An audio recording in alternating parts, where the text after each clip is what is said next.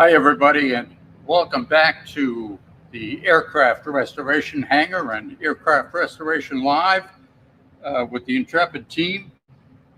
We look forward to hearing your questions throughout the program. And my name is Peter Taraka. I'm the manager of Aircraft Restoration. And I have with me, I'm privileged to announce, to introduce Eddie Huerta, who is my assistant up here. And Eddie has 12 years in the Navy working on aircraft carriers. And so he's hit the ground running, and we're lucky to have him. Thank you. Thank you so much. I'm happy to be here. All right, guys. Well, tell us what we're up to today. So on this particular project, right, we used to, when we received the aircraft, it came with this ventilation system for the actual cockpit. Mm-hmm. So we just kind of want to go ahead and make it look a little more part of the structure. So this is going to be what it was 3D printed, and then from there we're going to go ahead and use that as a mold, so that way we can put some fiberglass and strengthen the material. So before it actually goes into the aircraft, once it's already in there, it's going to look like so. Obviously, a little prettier. We're going to have to sand it, paint it, and make sure it's going to be weatherproof. Right. So we know if you guys want to go ahead and follow me, so that way I can show you where it is. Let's start by having a look at the aircraft and where it's from. So give us a little bit of a background of where it comes from. So the actual that vent, it goes right on top of the actual canopy, and there's a big hole behind it. So whenever it needs some ventilation in order to keep the moisture out of the actual cockpit, so it gives us a little more of a preservation on the material itself. We're trying to keep it from corroding constantly. And so tell us what sort of aircraft it is. Let's start with that, because people might be familiar with our stream. So why don't you tell us a little bit about it, Peter, or if you'd like to jump in. Well, yeah, sure. This is a 1956 Douglas Skyray, which was a fighter that operated from Intrepid during the Cold War. And this particular one is very special.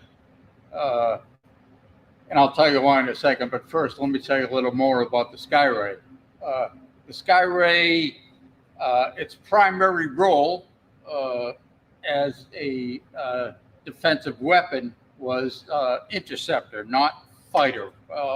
Several fighter aircraft types operated from the ship, but as interceptor, the Skyray's primary role was to defend the fleet primarily if an enemy bombing or attacking force was detected using radar from at long range, then the Skyray would be launched to intercept that attacking force. It had set several records in its what's called time to climb, or its ability to respond rapidly to an attacking force. So anyway, the reason this one is so special is because this very aircraft, we have photographic proof of this very aircraft operating from the decks of Intrepid in 1956. So we're lucky to have this machine. Great.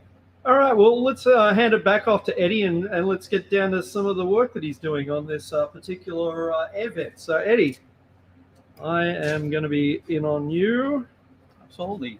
So right now this is the very first layer of resin that we just put in, and we're still letting it dry before we start sanding it. I did a little bit of sanding already, since most of this resin on this side is already dry. So once we actually get it nice and smooth, we're going to be putting another layer of the cloth, the fiberglass cloth on it, put more resin, and shaping it more into more of a solid piece, so that way it's not just a piece of plastic that it was 3D printed. But this is originally 3D printed sections, but it had to be cut in 2 sections, and now we're just fusing it back together, putting additional support, so that way we can have access at some point in the future whenever we. So need to get in there. this particular part is not. It's not a real part of the aircraft. This is for just showing the aircraft only. Is that correct? It's primarily, if I can dive in. For Yeah, one yes, second. of course. Yeah, sorry. It's primarily a preservation step. What we're doing is not it's clearly not factory installed stuff. And if I can grab this, what they did here, their intent was well-meaning, of course, from a preservation standpoint, allowing the ventilation to eliminate condensation, which normally builds up inside the cockpit and ends up turning into a puddle. We want to keep things as dry as possible. And at the same time, we want to prevent the elements from introducing moisture into the cockpit. Now, yeah, this is cute and all, and it serves its purpose, but it's clearly low tech. So what we're doing here serves the same purpose, but we'll end up with a product that isn't as It's worthy of the plane. isn't as non-aircraft as this. It kind of fits in somewhat and does that duty of providing the ventilation. All right, so you've 3D printed the base of the part. So what tools are you going to be using? I mean, is it just standard fiberglass that you would buy off the shelf? I mean, is there anything special, Eddie, that you'd like to use on this particular thing? No, nothing special. As you mentioned before, the actual fiberglass is like regular fiberglass that you use on any car for any person that is actually doing a couple of body restoration or body fixing, and then just to remove some of the uneven surface, we're just using a 100 grit sandpaper, just smoothing it out, and then we're going to go ahead and touch it up with a finer grit so that way we can get it nice and smooth. Put in another layer of fiberglass and making sure that it's nice and clean and ready for your final installation on the aircraft. And for the person who doesn't know anything about fiberglass, what sort of tools do you need to actually create fiberglass? I mean, that's something that, not everyone... Well, the chemical is already, they're coming as kit. So it's a 2-part. One of them is the actual resin and the other one is the hardener. So just reading out the instructions of it on behind it. Then you can just follow it, but the actual fiberglass cloth, you can buy that also at a. Give us a look at it. So fiberglass comes in sheets like material, does it? Let me just focus in on that. So yes, it does, and it actually has more of a cloth kind of texture and look. And there's another one that has like little hairs, and it's a little easier to work with because once you can set up little patches and be able to manipulate it as you prefer for whatever surfaces you're working with. With this one, since we already have it in stock, we might as well just go ahead and reuse it, so that way we can use one solid piece all the way around this base of this component that we're fixing. But so you put the pieces on and then you paint the resin onto it so it goes hard, and the fiberglass is the structure. Right. But the actual resin is the hardening material. Right. So, and that's what we're actually going to be sanding down. Whenever we put it on, it kind of, because we don't have a vacuum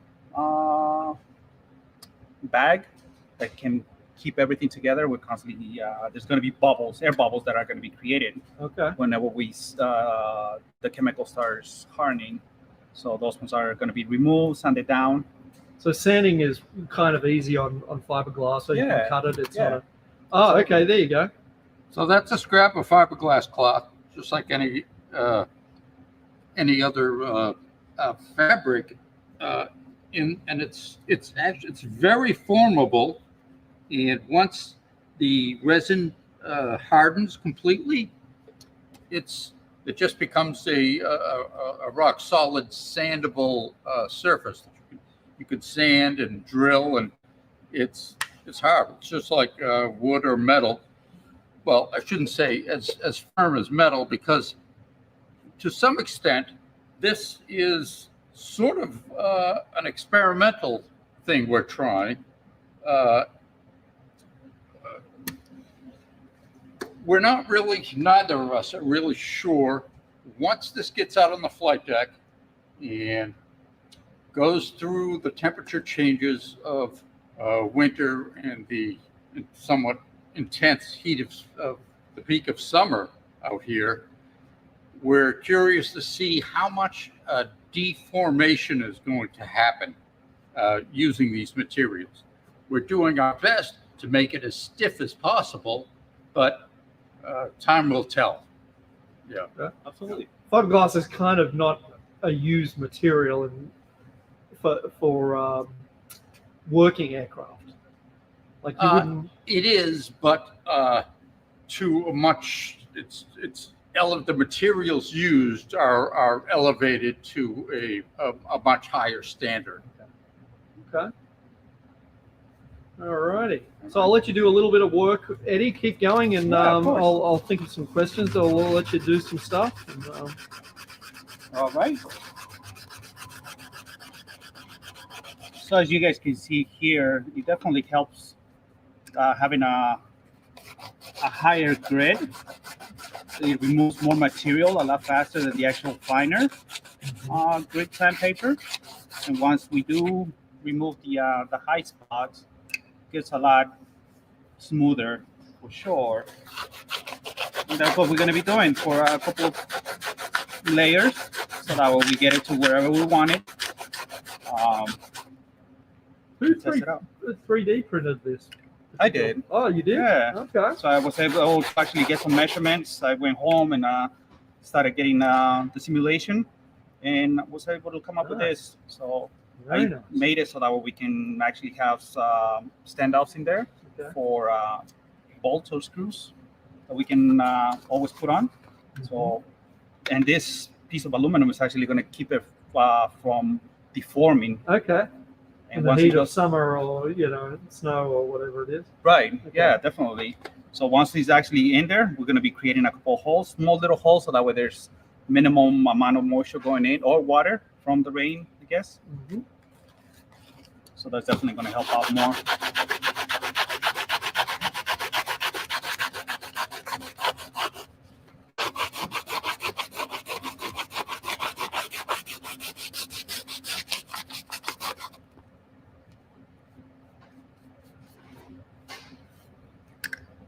You guys got to be making sure that you guys have proper ventilation and working with fiberglass. Obviously, it's fiberglass, and you don't want being held in any of this powder. So just the bare minimum, just kind of keep away from it as much as you can.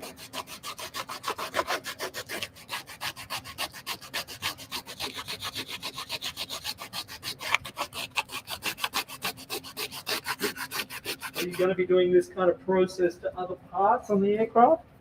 We're not anticipating any of it yet, but who knows? If it comes down to it, at least we're going to be able to see how it's going to react to it. Yeah. But as of now, no, we're not.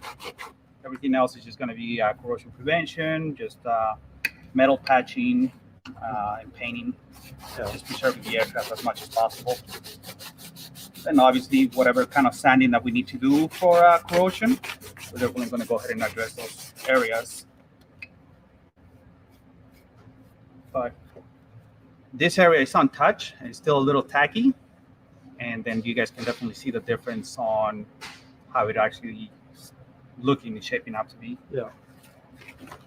So tell us a bit about your background in the military. You're in aircraft Yeah, so I maintenance actually, or flying, or no, more like aircraft mechanic. I was active duty Navy for 12 years. Then I went into aviation as an aircraft mechanic for Hornets and Super Hornets. So I did enjoy working on airplanes. I don't know, it's just something that always keeps me coming back to them. I try to do the wind turbines for a while, but there's something about airplanes that attract me so much. And Were you based out at sea or in the Navy, or were you based on land? I was based in land, but whenever we actually had to be going out for deployments, we were attached to a couple of carriers. Okay. And flight operations on a carrier is definitely something else. It's one of the most dangerous jobs, and it's I'm assuming the tempo is a lot higher than it is. Yeah, definitely. Say working here, you probably had to work around the clock. Yes. So our schedules were technically 12 on and 12 off, 12 hours of working and then 12 hours of resting. Mm-hmm. But it always went above that. So, a couple of times sleeping just on hard steel, chains, just anywhere you can get a little bit of a quick shot eye so that way you can be all nice and fresh. But now there's definitely something else about the flight deck, for sure. And being back here again is wonderful. Obviously, it's not as critical as it would be on active duty, just mainly because everything is not moving around, not paying attention to propellers or jet exhaust. It's actually a lot of fun for sure. How many people serve on those big carriers these days? Up to 5,000 people. 5,000. Yeah. And each squadron, it all depends from 150 to 200 people. And how many planes would a squadron be maintaining? 12 aircraft. 12 aircraft per squadron? For most of them, yes. Yeah. And how many planes are on board the big new carriers? So it'll be probably close to 30, maybe. 30 planes on each carrier? Maybe more, yeah. I think the hardest thing of all is during workups at the very beginning, whenever you're getting ready to start training to be deployed. Mm-hmm.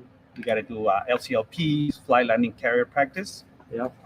And there's always, you don't have an actual schedule. You just have a window of flight operations. And then from there, whenever they land, and then you just got to be on the ready to do either type of maintenance, do quick fixes, and continue sending them back off to do their carrier qualifications.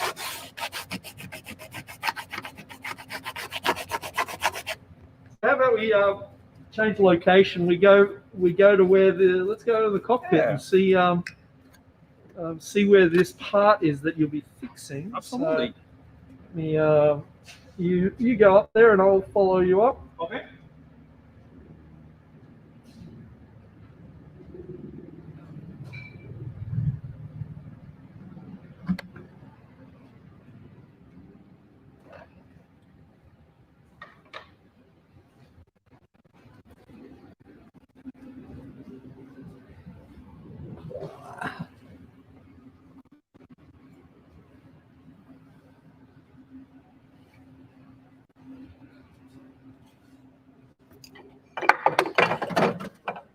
So this section here is going to be going. Hang on just a second. Okay. So this section over here is going to be going into the back of this canopy. And this base is going to be coming in from inside, be able to hold on in place like so. And obviously this is not going to be holding on, just because of mock-up purposes. Mm-hmm. And that's how it's supposed to be going in there. Once we have the base in there, we're going to go ahead and seal it with some silicone, preventing water from going inside. It's going to be from the inside, and then another bead all the way around it from the outside, so that way we keep the water away from going into the cockpit itself. As we mentioned before, we want to go ahead and try to preserve it as much as possible, keeping the moisture, all the elements away from continue deteriorating the cockpit, the rest of the components, like aluminum exactly. You get a little bit of corrosion. You just have time for it to spread. So if it goes untreated, it can be devastating for Sure. Is the cockpit in pretty good condition? Not that bad. It's pretty decent. Because it's how old this aircraft? Oh man, 50 years old? Yeah, just about. So this is actual locks for whenever the cannon comes, so Holly can come in and then close it. One is actually in really good conditions, but we actually had to remove some corrosion from this other section, so everything had to be pulled apart, cleaned off, and then put it back together. But when we got it, this little handle was actually missing, so we're going to go ahead and try to manufacture this here, so that way we can put it on this other side, and it can also be part of the aircraft as well. We're definitely going to go ahead and try to do this from solid materials, mainly aluminum, so that way it can be functional again. Yeah. But as far as everything else, just well, let's get back to the table. Okay, absolutely. We'll fix that little tour.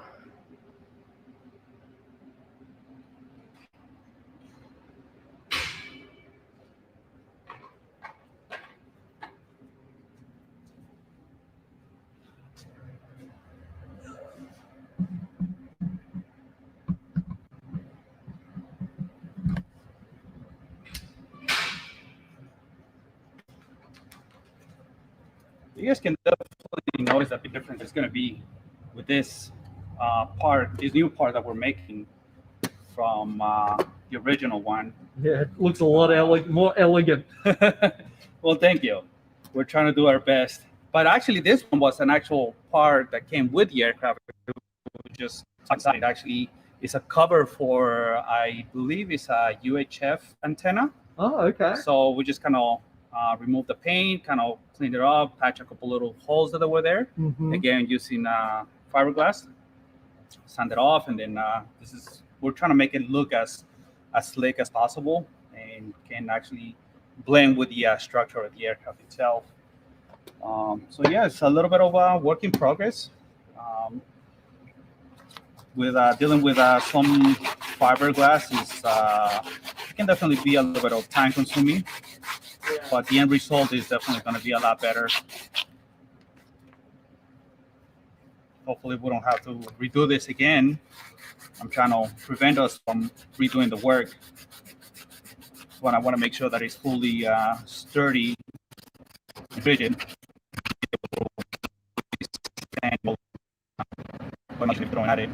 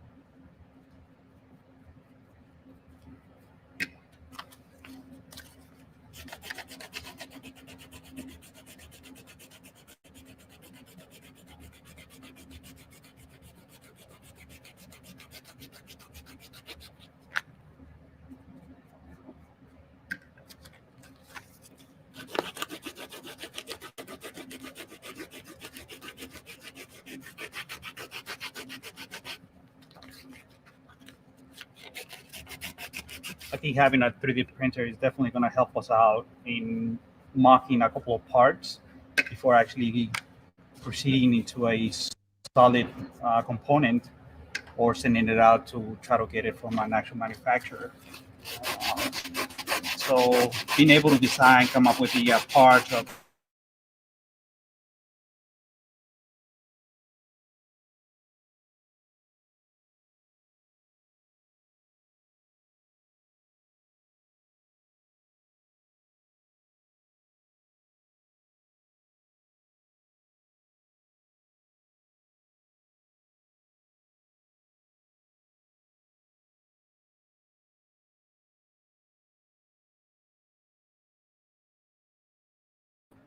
you guys can see here that a couple of sections of the actual resin is just chipping off.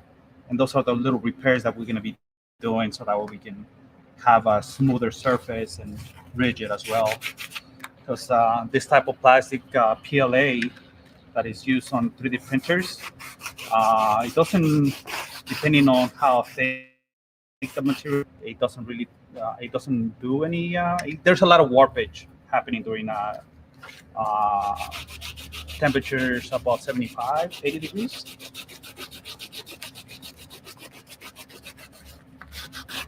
So this is why we're trying to put the resin on the fiberglass so we can keep it from warping.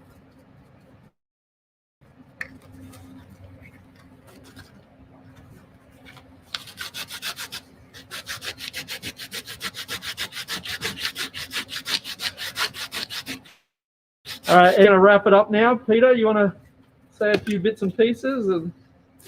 Well, it's looking beautiful. Oh, thank you. Thank you so much. I appreciate it.